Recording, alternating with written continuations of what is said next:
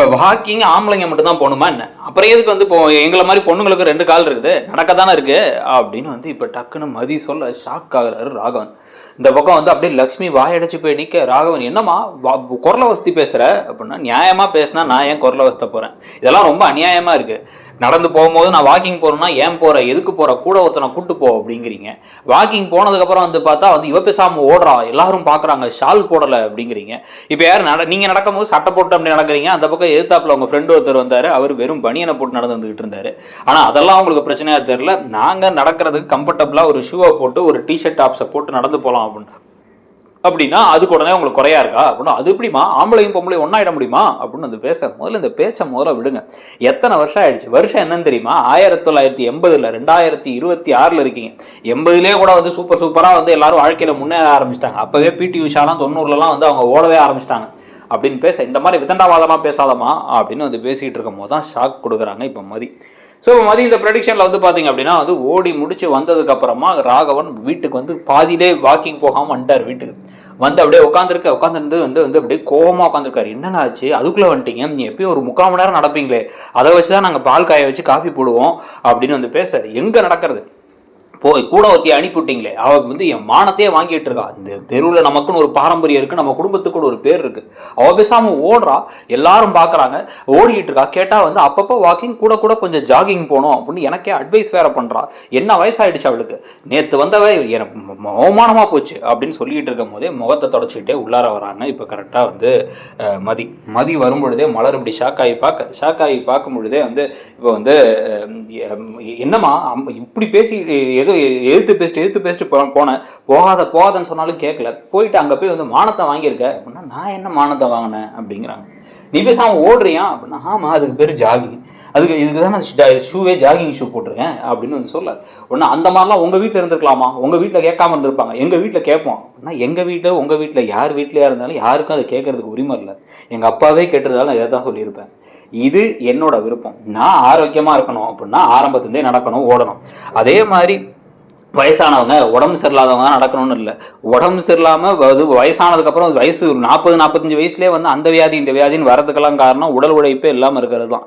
அதனால் வந்து ஆம்பளையோ பொம்பளையோ யாராக இருந்தாலும் அவங்க உடம்பை ஹெல்த்தியாக வச்சுக்கணும்னா வாக்கிங்லாம் பண்ணணும். வீட்டு வேலை செய்கிறதுனால அது நடக்கும் அப்படின்னு சொல்லிட்டு இது இப்படி திரும்பினா அந்த ஆசனம், அப்படி திரும்பினா அந்த ஆசனம் அப்படின்னு சொல்கிறதெல்லாம் வந்து கண்டினியூஸாக 10 நிமிஷம் செய்கிறதுக்கு தான். அது எல்லாத்துக்குலாம் உண்மை இல்லை.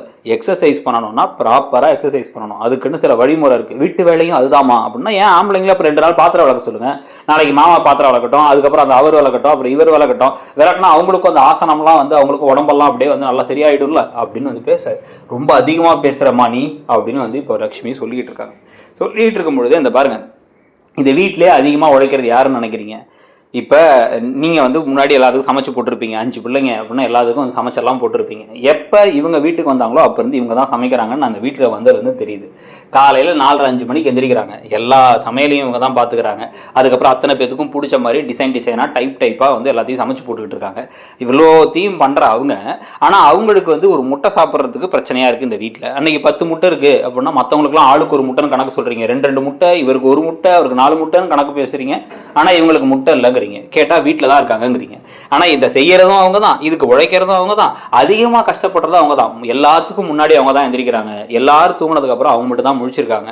இதில் வீட்டில் கடைசியாக இருந்தாலும் குடிச்சிட்டு வந்தால் கூட அவருக்கு தோசை ஊற்றி தரதுக்கு வெயிட் பண்ணிட்டு உட்காந்துருக்காங்க. அப்படிங்கும் பொழுது எல்லாரும் ஷாக் ஆகி பார்க்க, உடனே வந்து முதல்ல வாக்கிங் போகணும், இந்த வீட்டில் வந்து ஆரோக்கியமாக இருக்கிறதுக்கெல்லாம் ட்ரை பண்ணணும்னா முதல்ல இவங்க தான் பண்ணணும். இல்லை அப்படின்னா சீக்கிரமாக இன்னும் 10 வருஷத்தில் இப்போ போட்ட உழைப்புக்கெல்லாம் சேர்த்து வச்சு டயர்ட் ஆகிடுவாங்க அப்படின்னு சொல்லிட்டு இருக்கும் போதே வந்து, டேய் உன் பொண்டாட்டிகிட்ட சொல்லி வை, இந்த மாதிரி வந்து நம்ம குடும்பத்தில் யாரும் இப்படி பேச மாட்டாங்கன்னு சொல்லி வை, பொண்ணுனா லட்சணமாக வந்து அடக்க ஒடுக்கமாக இருக்கணும் அப்படின்னு சொல்லிட்டு எந்திச்சு போகிறாரு ராகவன் பின்னாடி அப்படியே வந்து ஒரு முறைச்சிட்டு, ஆமாண்டா சொல்லி வை அப்படின்ட்டு லக்ஷ்மியும் கூட போகிறாங்க. போன உடனே வந்து டக்குனு என்ன நினச்சிட்டு இருக்க, எங்கள் அப்பா அம்மாட்ட வந்து இப்படி எதிர்த்து பேசிக்கிட்டு இருக்க, எத்தனை தடவை சொல்கிறது, இது பார் ஒரு குடும்பம்னா நீ எப்படி நடந்துக்கிட்டதெல்லாம் விட்டுரு, நீ டீச்சர் வேலையெல்லாம் எங்கள் வீட்டில் பார்க்க வேணாம், யாருக்கும் யார் எப்படி நடந்துக்கணும் எப்படி இருக்கணும் அப்படின்னு சொல்லணுங்கிற அவசியமே உனக்கு இல்லை. அவங்க என்ன சொல்கிறாங்களோ அதுக்கு நான் சரிங்க நான் செய்கிறேன்னு கேட்டு பழகு. இல்லைன்னா அவங்க எல்லாரும் என்ன தான் வந்து தேவையில்லாமல் பேசுவாங்க. எனக்கு உங்ககிட்ட பேசவே விருப்பம் இல்லை, நான் உங்ககிட்ட போய் இப்படி நடந்துக்க அப்படி நடந்துக்கன்னு சொல்ல முடியுமா அப்படின்னு வந்து சொன்ன உடனே நீங்கள் என்ன வேணாலும் சொல்லிட்டு போங்க, நீங்கள் சொல்கிறதெல்லாம் நான் கேட்க போகிறேன்னு நினச்சிட்டு இருக்கீங்களா? யாராக இருக்கட்டும், என்ன வயசாக இருக்கட்டும், எப்படிப்பட்டவங்களா இருக்கட்டும், நியாயமாக நல்லதாக சரியான விஷயத்த முறையான விஷயத்த பேசணும்.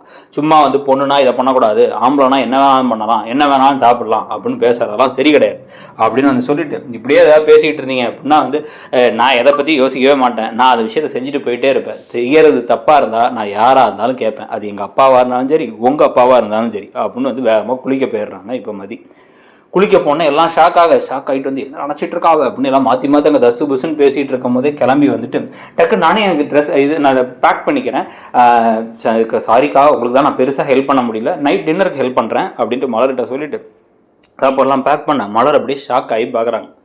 பார்த்ததுக்கப்புறமா எல்லாரும் கோபமாகவே இருக்க நைட்டு வந்து தூங்கிட்டு காலையில் திடீர்னு வந்து பார்த்தா டக்குன்னு வந்து யாரோ எழுப்புறாங்க மலரை யாரா எழுப்புறான்னு சொல்லிட்டு மலர் இப்படி ஷாக் ஆகி நமக்கு முன்னாடி யாரா எந்திரிச்சான்ட்டு குழந்தையா இருக்குமோ அப்படின்னு நினச்சிட்டு எந்திரிச்சு கண்ணை திறந்து பார்த்தா அங்கே நிற்கிறது யாருன்னா வந்து இப்போ மதி நின்றுட்டு இருக்காங்க.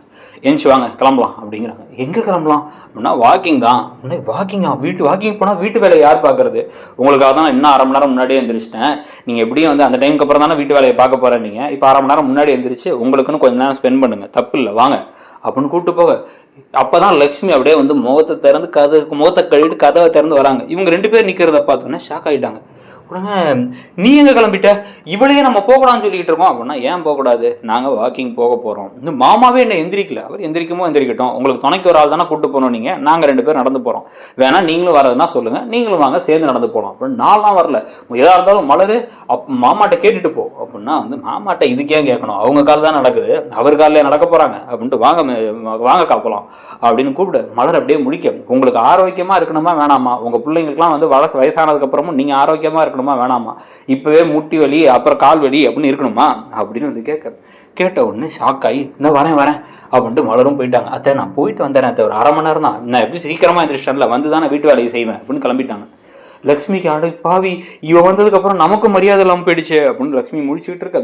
ராகவன் வந்துட்டு எங்க தண்ணி எடுத்துவாங்க, நான் இப்போ வாக்கிங் போனோம் அப்படிங்கும் போது இவங்க தண்ணி எடுத்து போய் நிட்டுறாங்க. லக்ஷ்மி கரெக்டாக அப்போ தான் வந்து இவர் எந்திரிச்சு நானும் காலிலேருந்து இனிமேல் ஒர்க் அவுட் பண்ணணும்ப்பா அப்படின்னு சுரேஷ் வர. வந்தோடனே வந்து உன் பொண்டாட்டி இன்றைக்கி வாக்கிங் போகிறேன்னு எங்கேயாவது கிளம்பிட போகிறா, அவளை அதெல்லாம் எங்கேயும் போவேணான்னு சொல்லு அப்படின்னு சொல்லிக்கிட்டு இருக்க. வாக்கிங் போவேணான்னு சொல்கிறதா, அவளும் போயிட்டா இவளையும் இழுத்துட்டு போயிட்டா அப்படிங்கிறாங்க. ஓ அவளும் போயிட்டா இவளும் போயிட்டாளா அப்படின்னு ஷாக் ஆகி வெளில போய் நின்று பார்த்தா 2 பேரும் வாக்கிங் போய் ரவுண்ட் சுற்றி வந்துகிட்டு இருக்காங்க. சுற்றி வரதை பார்த்து இந்த பக்கம் சுரேஷும் ஷாக் ஆக, இந்த பக்கம் ராகவனும் ஷாக் ஆக. அவங்க பேசாமல் கேஷுவலாக நடந்து அக்கா நீங்கள் மற்றவங்களை பற்றி முதல்ல கவலைப்படுறதுன்னு நிறுத்துங்க, உங்களுக்கு ஒரு ஆசை இருக்குது, இந்த வீட்டுக்கு வந்துட்டதுனால உங்கள் ஆசையெல்லாம் நீங்கள் தூக்கி போட்டிங்கன்னு எந்த அவசியமும் கிடையாது, உங்களுக்கு தோன்றதை பிடிச்ச மாதிரி செய்யுங்க அப்படின்னு வந்து மதி சொல்லிட்டு இருக்க. மலருக்கும் கொஞ்சம் கொஞ்சமாக வந்து இப்படி தான் இருக்கணும் அப்படின்னு தோண ஆரம்பிக்குது. அப்படின்னு இந்த கதை போச்சு. அவங்களும் ஸ்ட்ராங் ஆகி இந்த குடும்பத்தை மாற்றுறது மட்டும் இல்லாமல் மலரையும் மாற்ற ஆரம்பிக்கிறாங்க அப்படின்றதா தான் கரெக்டான ஒரு இதாக இருக்கும். ஸோ நீங்கள் என்ன நினைக்கிறீங்க அப்படிங்கிறதையும் சொல்லுங்கள். அப்படியே சிறகடிக்க ஆசையில் இப்போ மீனா வந்து கத்தியெல்லாம் கொத்துனதுக்கப்புறமா அவங்க இந்த எலெக்ஷனில் ஜெயிப்பாங்களா மாட்டாங்களா, என்ன நடக்கும்னு நினைக்கிறீங்கிறதையும் சொல்லிட்டு அப்படியே மறக்காமல் அந்த ப்ரெடிக்ஷன் வீடியோவையும் பார்த்துட்டு இடம்பொருள் சேனலையும் சப்ஸ்கிரைப் பண்ணிக்கோங்க. தேங்க்யூ.